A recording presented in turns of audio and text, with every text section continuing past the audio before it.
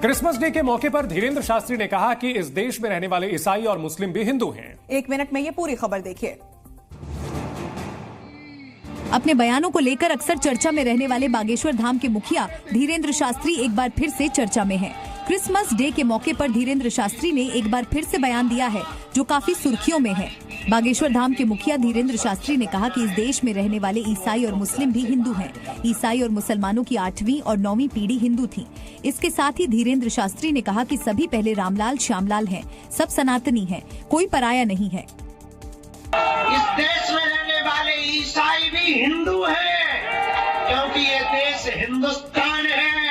और मुसलमानों की 8वीं 9वीं और ईसाइयों की भी 8वीं 9वीं पीढ़ी रामलाल श्यामलाल है।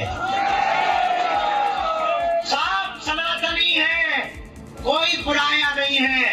हमने प्रण कर लिया कि जब तक जिएंगे हम नहीं सुधरेंगे। हम हिंदू राष्ट्र बना करके ही मानेंगे। इसके साथ ही धीरेन्द्र शास्त्री ने कहा कि हमने प्रण कर लिया, जब तक जिएंगे हम नहीं सुधरेंगे, हम हिंदू राष्ट्र बनाकर ही मानेंगे। हमने तो अपनी जिम्मेदारी निभाया, तुम्हारी जिम्मेदारी है। जय मसीह की। God bless you all of you. प्यारे परमेश्वर के प्यारे बच्चों, आज मैं आपके पास परमेश्वर के उस ध्यान देने वाली बातों के ऊपर गौर करना चाहता हूँ जो आप लोग जानते भी हैं, परंतु वो चीज हमें दिखती नहीं है। क्यों नहीं दिखती है? क्योंकि ये मेरा अनुभव है। मैं आपको बताना चाहता हूँ कि जिस तरह से हम परमेश्वर के जीवन में आते हैं तो हमारे जीवन के अंदर हमारे जीवन को बदलता हुआ हम देख पाते हैं, और उसी कारण हम जब मसीह बन जाते हैं तो परमेश्वर की योजना की तरफ हमारा हृदय और हमारा मन उसी तरफ जाता है। चाहे हम ना चाहें तो भी हमारी आत्मा परमेश्वर को ढूंढती रहती है।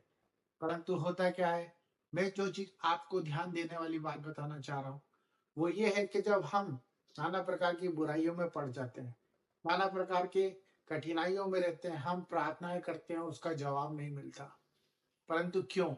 जबकि परमेश्वर ने हमारे लिए अपनी जान दी है, वो क्रूस पर उसने लहू बहाया इसी दिन के लिए कि हम लोग ये ना कहते रहे कि हमारी जिंदगी कब बदलेगी, और ये ना कहते रहे कि ये रोग हमारे कब ठीक होंगे, और ये ना कहते रहे कि हमारे लिए ये व्यक्ति प्रार्थना करेगा तो हम चंगाई को पाएंगे। ये सब चीज का उत्तर हमारे अंदर ही है, क्योंकि परमेश्वर ने हमें जब चुना था तो उसने हमें ये नहीं देखा था कि हम किस रूप में हैं, किस स्वभाव में हैं और किस प्रतिक्रियाओं पर जीवन जी रहे हैं, परंतु उसने हमारे हृदय को जांच लिया था। उसने हमें हमारी माता के गर्भ से वचन के अनुसार हमें चुन लिया गया था। परंतु आज हम इस संसार में भटके हुए हैं, हम लोग परेशान हैं, हम लोग अपनी आत्मा को शांत नहीं कर पा रहे हैं। पर उसका कारण क्या है?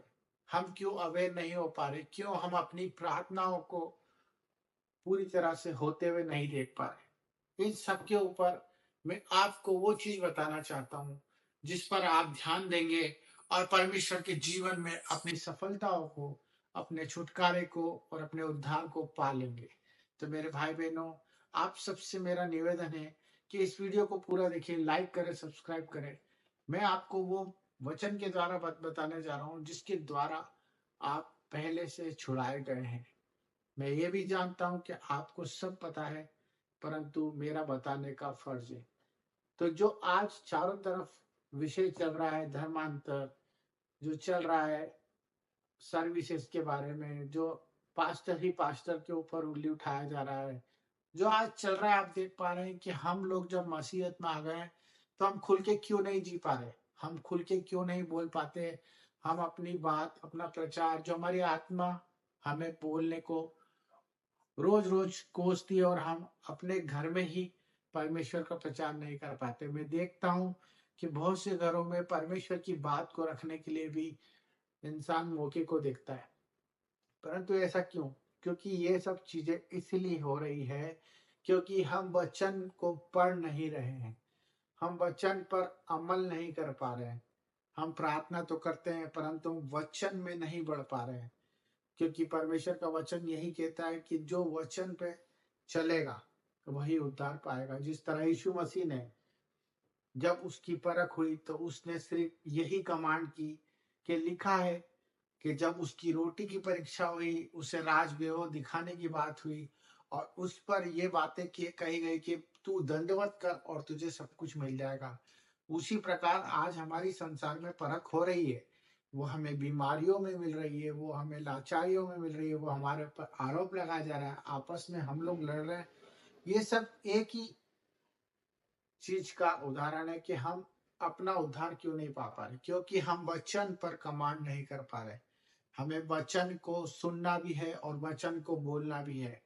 हमें सुनने वाले कान तैयार करना है और देखने वाली आंखें।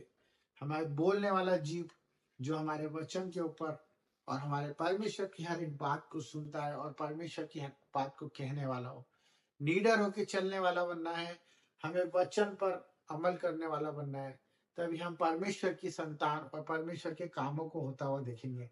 यही हमारा जीवन है। अगर हम वचन को पढ़ेंगे और वचन पर चलेंगे तो मेरे भाई बहनों, आप जो प्रार्थना करेंगे वो सब पूरी होगी। God bless you. Thank you. जय मसीह।